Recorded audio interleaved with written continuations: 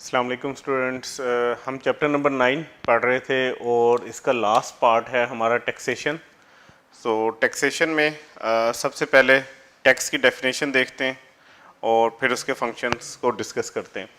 Basically tax का मतलब क्या है या टैक्सेशन का मतलब क्या है? तो टैक्सेस जो होते हैं ये एक मैंडेटरी कंट्रीब्यूशन होती है। मैंडेटरी का मतलब ये है कि लाजमी कंट्रीब्यूशन है, ये आपके पास ऑप्शन नहीं है कि आपने कंट्रीब्यूट करना है या नहीं करना।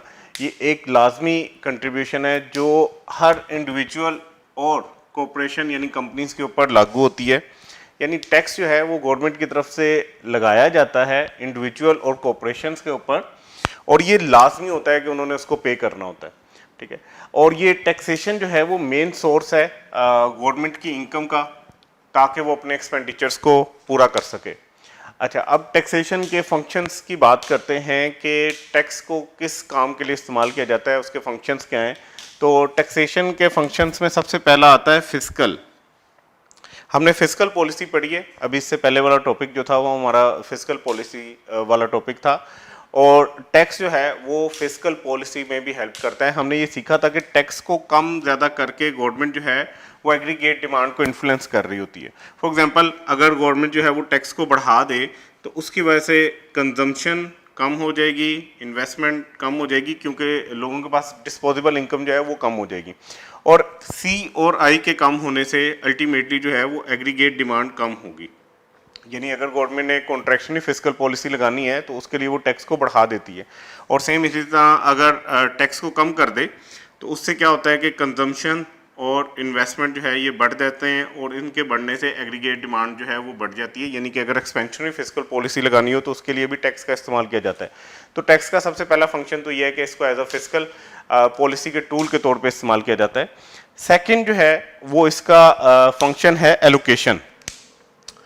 किसी भी कंट्री की जो नेशनल इनकम होती है उसको इक्वली डिस्ट्रीब्यूट करने में भी टैक्स हेल्प करता है। मतलब अगर कोई बंदा ज़्यादा इनकम कमा रहा है तो उससे ज़्यादा गवर्नमेंट टैक्स लेगी, और वही टैक्स जो है वो बाद में सब्सिडीज की फॉर्म में या डेवलपमेंट के कामों पे उन लोगों तक भी पहुंच जाएगा जो लोग कम कमा रहे हैं। सो एक आप कह लें कि फेयर डिस्ट्रीब्यूशन में भी जो है वो आपका टैक्स हेल्प कर रहा होता है। तो ये दो फंक्शन से टैक्स के। अच्छा, थर्ड फंक्शन की तरफ आते हैं। तो तीसरा फंक्शन जो टैक्स का है उसको हम कहते हैं रेगुलेटरी फंक्शन। टैक्स का जो रेगुलेटरी फंक्शन होता है इसमें बेसिकली टैक्स की मदद से गवर्नमेंट जो है वो कुछ चीज़ों को रेगुलेट कर रही होती है। जैसे कि हमने चैप्टर नंबर 1 के सेकंड पार्ट में पढ़ा था कि कुछ डीमेरिट गुड्स होती हैं जिसको कोई भी सोसाइटी जो है वो नहीं चाह रही होती कि वहाँ पे वो पाई जाएं, या इवन गवर्नमेंट जो है वो उनको डिस्करेज करना चाह रही होती है। तो टैक्स की मदद से डीमेरिट गुड्स को डिस्करेज किया जाता है। फॉर एग्जांपल, अगर आप देखोगे कि जितने भी सिगरेट्स वगैरह हैं इनके ऊपर जो है वो सबसे ज़्यादा टैक्स जो है वो लगाया जाता है। इंडायरेक्ट टैक्स इनके ऊपर सबसे ज़्यादा टैक्स लगाया जाता है। उसकी वजह से उसकी कंजम्पशन कम की जा रही होती है। तो डिमेरिट गुड्स को या हार्मफुल गुड्स को जो है वो डिस्करेज करने के लिए भी टैक्स की मदद ली जाती है। इवन लग्जरी गुड्स जो होती हैं आपकी, उनको भी डिस्करेज करने के लिए टैक्स की मदद ली जाती है। तो ये भी एक फंक्शन है टैक्स का। देन लास्ट फंक्शन की तरफ आते हैं। तो टैक्स को गवर्नमेंट एज इंसेंटिव भी यूज़ करती है। अच्छा, आपने शायद सुना हो कि एक टर्म होती है फाइलर नॉन फाइलर। वो बंदा जो टैक्स रिटर्न रेगुलरली जमा करवा रहा है तो उसको गवर्नमेंट फाइलर की कैटेगरी में रखती है, और वो बंदा जो टैक्स जमा नहीं करवा रहा उसको नॉन फाइलर की कैटेगरी में रखती है।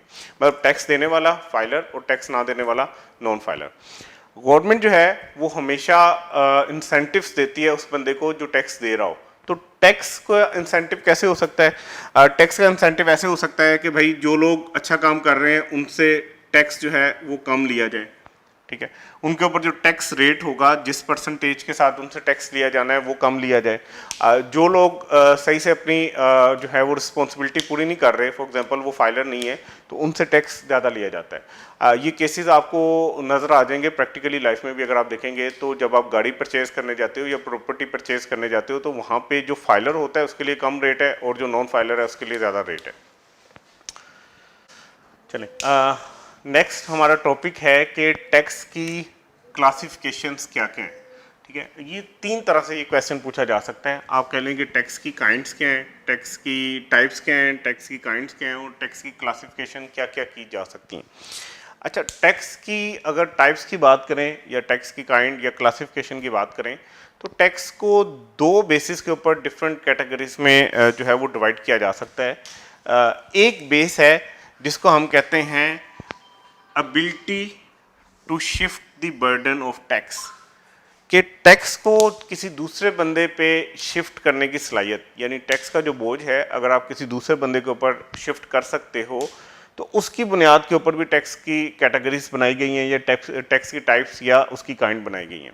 बेसिकली हम वो दो बेसिस देख रहे हैं जिनकी बेसिस के ऊपर जो है वो टैक्स को डिफरेंट कैटेगरीज में जो है वो डिवाइड किया जा सकता है। तो पहली बेस जो है, पहली बुनियाद जिसकी बेसिस के ऊपर जो है वो हम टैक्स की टाइप्स को डिस्कस करेंगे वो है कि क्या टैक्स की एबिलिटी है कि उसको किसी दूसरे बंदे के ऊपर जो है वो शिफ्ट किया जा सके, उसका जो बर्डन है, उसका जो बोझ है वो किसी दूसरे बंदे के ऊपर शिफ्ट किया जा सके। तो हमने, आपको याद होगा चैप्टर नंबर 1 जब हम पढ़ रहे थे या चैप्टर नंबर 2 पढ़ रहे थे तो वहाँ पे हमने टैक्सेशन के बारे में थोड़ा सा इंट्रो ले लिया था। हमने वहाँ पे ये डिस्कस कर लिया था कि टैक्स दो तरह का होता है। एक मैंने आपको बताया था कि डायरेक्ट टैक्स होता है और एक इनडायरेक्ट टैक्स होता है। डायरेक्ट टैक्स का मतलब यह है कि अगर गवर्नमेंट आपसे डायरेक्टली टैक्स ले रही है, जैसे इनकम टैक्स है, वेल्थ टैक्स है, प्रॉपर्टी टैक्स है, तो ये डायरेक्ट टैक्स की एग्जांपल है। इसमें बर्डन किसी और के ऊपर शिफ्ट नहीं कर सकते। जिस बंदे का वो टैक्स बन रहा है वो खुद डायरेक्टली उसको पे कर रहा होगा। एक दूसरी हमने टाइप पढ़ी थी जिसको हम इनडायरेक्ट टैक्स कहते थे, जिसमें एक बंदे से टैक्स गवर्नमेंट वसूल कर रही होती है लेकिन बाद में वो किसी दूसरे बंदे से रिकवर कर लेता है। जैसे शॉपकीपर, आप जो है शॉपकीपर से जब भी कोई चीज़ खरीदते हो तो उसके ऊपर आप उसको टैक्स दे रहे होते हो।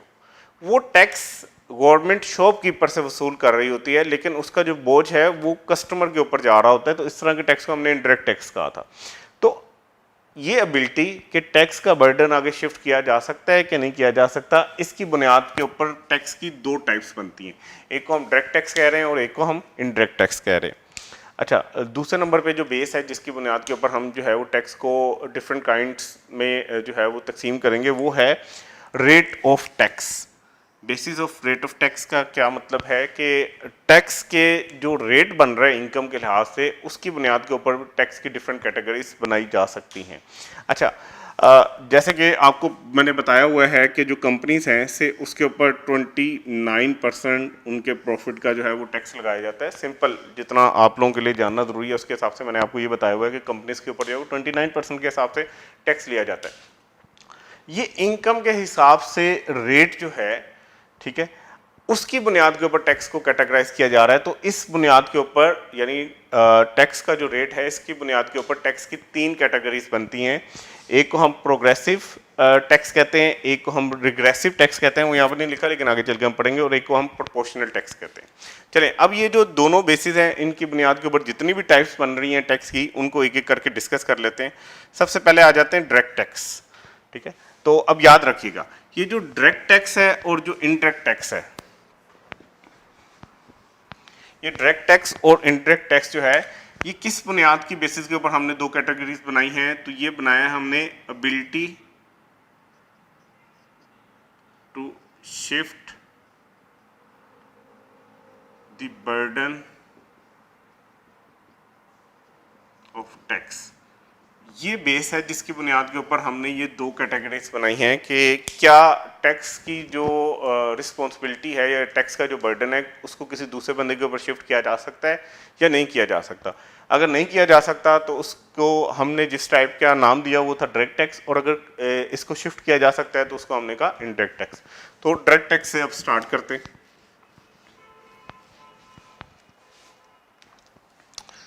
डायरेक्ट टैक्स की सबसे पहले डेफिनेशन देखते हैं।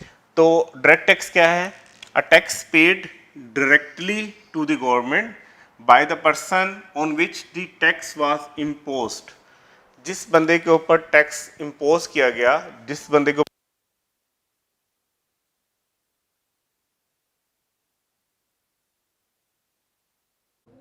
चले, डायरेक्ट टैक्स हम डिस्कस कर रहे थे। डायरेक्ट टैक्स बेसिकली एक ऐसा टैक्स है जहाँ पे गवर्नमेंट को डायरेक्टली टैक्स पे करना पड़ता है उस बंदे की तरफ से जिस बंदे के ऊपर ये टैक्स लागू हुआ होता है या इम्पोज हुआ होता है। सो डायरेक्ट टैक्स क्या है? डायरेक्ट टैक्स बेसिकली एक ऐसा टैक्स है जो डायरेक्टली गवर्नमेंट को पे कर रहा होता है वो पर्सन जिसके ऊपर ये टैक्स इम्पोज हुआ होता है। इसका बर्डन जो है वो किसी और के ऊपर शिफ्ट नहीं किया जा सकता। इसकी एग्जांपल्स की बात करें तो इसकी एग्जांपल इंपॉर्टेंट है, आई कैप के पॉइंट ऑफ व्यू से देखा जाए तो ये सबसे ज़्यादा इंपॉर्टेंट है। आई कैप इसमें से पूछ लेता है कि ये कौन सा टैक्स है, तो इसकी एग्जांपल है इनकम टैक्स। इनकम टैक्स एक ऐसा टैक्स होता है जो लोगों की इनकम के ऊपर लग रहा होता है। जैसे एक बंदा सैलरी कमा रहा है तो उसकी सैलरी उसकी इनकम है, तो उसके ऊपर जो टैक्स लगेगा उसको इनकम टैक्स कहते हैं। कोई बंदा बिजनेस कर रहा है, उसके ऊपर जो वो प्रॉफिट कमा रहा है, वो प्रॉफिट उसकी एक किस्म की इनकम है, उसके ऊपर जो टैक्स लगेगा वो इनकम टैक्स कहलाएगा। तो इसकी एग्जांपल है इनकम टैक्स, यानी लोगों की आमदनी के ऊपर जो टैक्स लगता है। प्रॉपर्टी टैक्स, अगर किसी बंदे के पास प्रॉपर्टी है उसके ऊपर जो टैक्स लगेगा उसको प्रॉपर्टी टैक्स कहते हैं। इनहेरिटेंस टैक्स, इनहेरिटेंस का मतलब है विरासत, अगर किसी को विरासत में कुछ जो है वो असासे मिल रहे हैं तो उसके ऊपर जो टैक्स लगेगा उसको इनहेरिटेंस टैक्स कहते हैं। उसके बाद है capital gain tax. Capital gain tax का मतलब ये है कि अगर आपके पास कोई प्रॉपर्टी है या आपके पास कुछ शेयर्स हैं, से आपके पास एक प्रॉपर्टी है, आपने जब उसको बाय किया था तो से कि आपने 1000 रुपीज़ का उसको बाय किया था। जब उसी प्रॉपर्टी को आपने सेल किया तो आपने 1500 का सेल किया। इसका मतलब है आपने ख़रीदा सस्ता था और बेचा जो है वो महंगा है, तो इसकी वजह से 500 का जो है वो आपको गेन हुआ। ठीक है, इस प्रॉपर्टी को बेच के 500 का आपको गेन, 1000 की खरीदी थी, बेची तो 500, आपने उसके ऊपर मुनाफा कमा लिया किस्म का।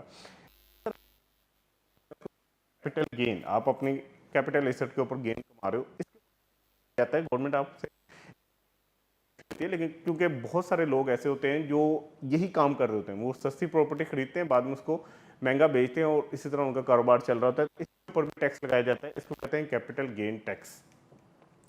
अच्छा, उसके बाद है कॉर्पोरेशन टैक्स। कॉर्पोरेशन का मतलब यह है कि वो टैक्स जो कंपनीज के ऊपर लगाया जाता है। तो ये कुछ ऐसे टैक्सेस हैं जो डायरेक्ट टैक्स होते हैं, जो डायरेक्टली गवर्नमेंट उन लोगों से ले रही होती है जिनके ऊपर ये इम्पोज हो रहा होता है। फॉर एग्जांपल, अगर कोई बंदा इनकम कमा रहा है तो उससे इनकम टैक्स लिया जाएगा। अगर किसी बंदे के पास प्रॉपर्टी है तो उसी बंदे से, जिसकी प्रॉपर्टी है उसी से प्रॉपर्टी टैक्स लिया जाएगा।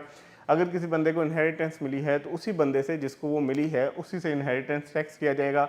अगर किसी बंदे ने प्रॉपर्टी सस्ती खरीद के बाद में महंगी बेची है तो उसी बंदे से कैपिटल गेन टैक्स लिया जाएगा। और कॉर्पोरेशन टैक्स, जिस कंपनी ने कोई गेन या कोई आमदनी कमाई है उससे कॉर्पोरेशन टैक्स उसी कंपनी से लिया जाएगा। तो ये वो कुछ टैक्सेस हैं जो डायरेक्ट टैक्सेस की कैटेगरी में आते हैं।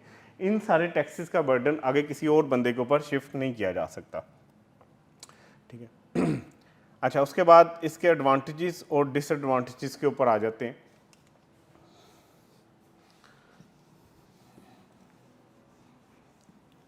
डायरेक्ट टैक्स यानी कि ऐसा टैक्स जिसका बर्डन किसी और के ऊपर शिफ्ट नहीं किया जा सकता और आपने डायरेक्टली गवर्नमेंट को पे करना होता है। इसके एडवांटेजेस क्या हैं?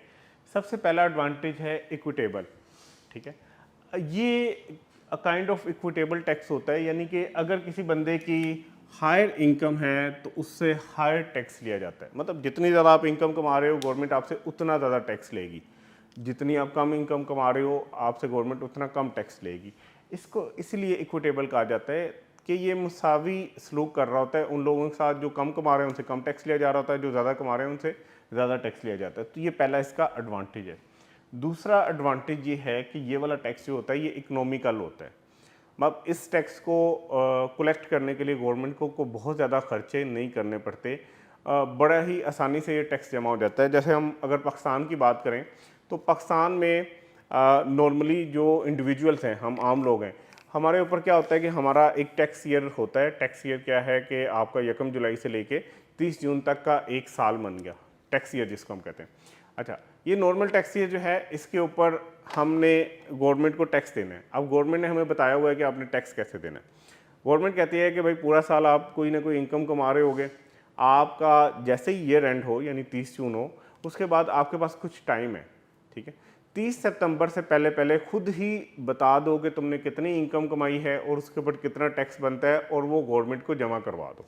अब आप देखोगे कि ये एड्स वगैरह भी चल रहे होते थे कि FBR की तरफ से, जो हमारा फेडरल बोर्ड ऑफ रेवेन्यू है, जो टैक्स को गवर्न करता है, एक गवर्नमेंट का इदारा है, उसकी तरफ से ये ऐड भी चल रहे होते थे कि भाई इतने दिन रह गए, आपने अपने गोशवारे जमा करवाने हैं, यानी इनकम की आपने एक रिटर्न जमा करवानी है। तो बेसिकली सिंपल सा प्रोसेस है। गवर्नमेंट ने एक वेबसाइट बनाई हुई है, उस वेबसाइट के ऊपर आपने जाके अपनी आमदनी वगैरह लिखनी है।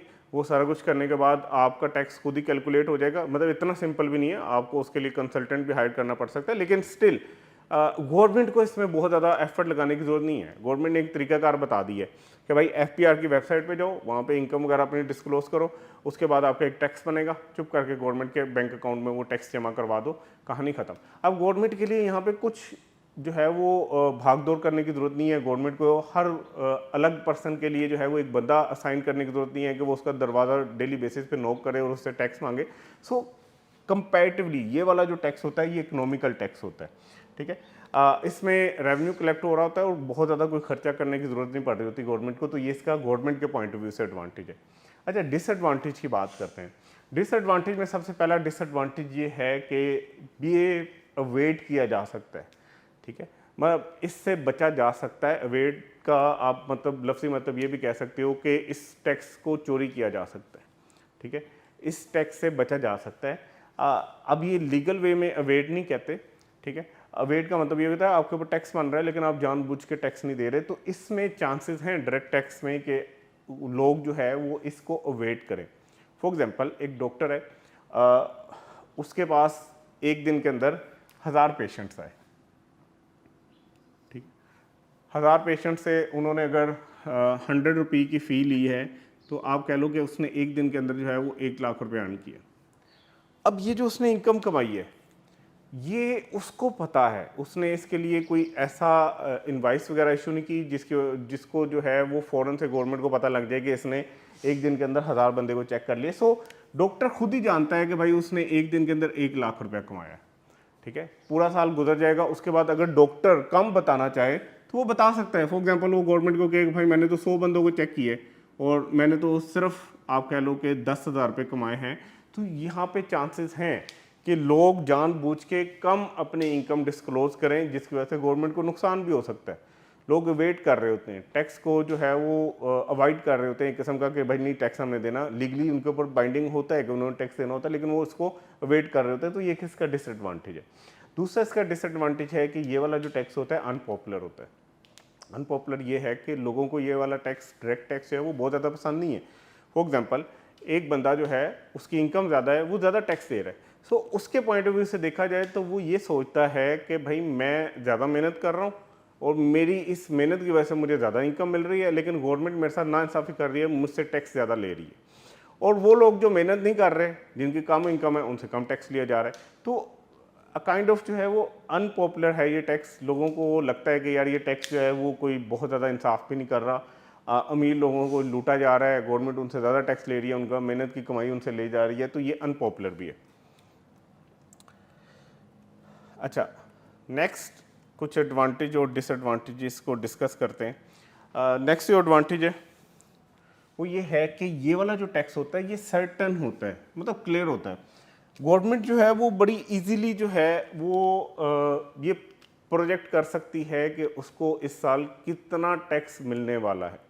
फॉर एग्जांपल गवर्नमेंट को पिछले साल एक खास अमाउंट मिली टैक्स की एज डायरेक्ट टैक्स या इनकम टैक्स। गवर्नमेंट को पता लग गया कि यार मेरे मुल्क में जितने लोग रहते हैं तकरीबन इतनी एवरेज उनकी इनकम है जिसके ऊपर वो इतना टैक्स एवरेज दे रहे होते हैं। अब गवर्नमेंट के लिए बड़ा आसान होगा अगले साल के बारे में सोचना कि यार अगले साल हो सकता है लोगों की इनकम बड़ी हो तो थोड़ा सा टैक्स बढ़ जाए, या हो सकता है लोगों की इनकम कम हुई है तो थोड़ा सा टैक्स कम हो जाए। तो ये किसी हद तक सर्टन होता है। गवर्नमेंट के पॉइंट ऑफ व्यू से देखा जाए तो भी सर्टन है, और अगर एक इंडिविजुअल या जो टैक्स पेयर है उसके पॉइंट ऑफ व्यू से देखा जाए तो भी सर्टन है। देखिए टैक्स पेयर को पता है कि मेरी इतनी सैलरी है या मेरी इतनी आमदन है, और इसके ऊपर गवर्नमेंट ने पहले से कानून में लिखा हुआ है कि भाई आपने अगर इतनी आमदन हुई तो उसके ऊपर आपने इतना टैक्स देना है। तो ये एक किस्म का सर्टन टैक्स होता है। अच्छा, दूसरा एक और इसका एडवांटेज है कि ये इलास्टिक या फ्लेक्सिबल टैक्स है। इलास्टिक या फ्लेक्सिबल टैक्स होने का मतलब ये है कि इस टैक्स को बड़ी आसानी से बढ़ाया या कम किया जा सकता है, ठीक है। जैसे आप अभी हम थोड़ी देर पहले भी डिस्कस कर रहे थे कि कंपनी से अगर गवर्नमेंट 29% के हिसाब से टैक्स ले रही हो उनके प्रॉफिट पे, और गवर्नमेंट को ये लगता है कि यार इस साल हमें ज़्यादा रेवेन्यू चाहिए टैक्स की फॉर्म में, तो गवर्नमेंट ने सिंपल एक काम करना है, इस 29% को 35% में कन्वर्ट कर देना है। तो अब गवर्नमेंट को जो टैक्स आएगा वो ज़्यादा आएगा, तो बड़ी आसानी से इससे जो इनकम आ रही होती है गवर्नमेंट उसको कम ज़्यादा कर सकती है, तो ये फ्लेक्सिबल टैक्स होता है। उसके बाद है एंटी इन्फ्लेशनरी टैक्स, ठीक है। फिजिकल पॉलिसी में ये बड़ा अहम किरदार अदा करता है। अगर आपके मुल्क में इन्फ्लेशन बहुत ज़्यादा हो गई है, यानी आपकी ग्रोथ होने की वजह से, यानी आपकी एग्रीगेट डिमांड जो है वो बढ़ने की वजह से आपके मुल्क में इन्फ्लेशन आ रही है, तो उसके लिए क्या किया जा सकता है, चुप करके इस टैक्स को बढ़ा दो। जब ये टैक्स बढ़ेगा तो लोग कंज्यूम कम करेंगे क्योंकि उनके पास डिस्पोजेबल इनकम कम बचेगी।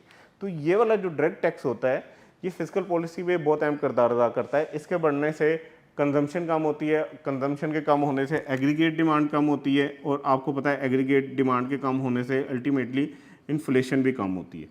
तो ये इसका एडवांटेज है। डिसएडवांटेज की तरफ आते हैं तो ये डिस्करेज करता है सेविंग और इन्वेस्टमेंट को। अगर टैक्स बहुत ज़्यादा हो तो फिर इसका मतलब ये है कि लोगों के पास डिस्पोजेबल इनकम कम बचेगी, और अगर उनके पास डिस्पोजेबल इनकम कम बच रही है तो इसका मतलब ये है कि वो उसमें से खर्चा क्या करेंगे और सेव क्या करेंगे। देखिए आपकी जो डिस्पोजेबल इनकम होती है ना, उसको अगर मैं वाई से लिखूं तो उसके आमतौर पे दो हिस्से होते हैं। जितनी भी आपकी इनकम होती है उसको या तो आप कंज्यूम करते हो या सेव करते हो, ठीक है।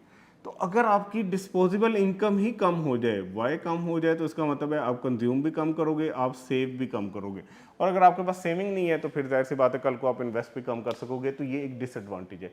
और लास्ट डिसएडवांटेज है less incentive to work hard. लोगों को ऐसा महसूस होता है कि यार इस जगह पे जहाँ पे ये डायरेक्ट टैक्स बहुत ज़्यादा है, यहाँ पे एक्स्ट्रा हार्डवर्क करने की ज़रूरत नहीं है। जितना आप एक्स्ट्रा हार्डवर्क करोगे उतनी आपकी इनकम बढ़ेगी, और जितनी आपकी इनकम बढ़ेगी उतना आपसे ज़्यादा टैक्स लिया जाएगा। तो ये इसका डिसएडवांटेज है। इंशाल्लाह नेक्स्ट लेक्चर में हम इनडायरेक्ट टैक्स की बात करेंगे। तो इस लेक्चर को यहाँ पे एंड करते हैं, इंशाल्लाह नेक्स्ट लेक्चर में मिलते हैं।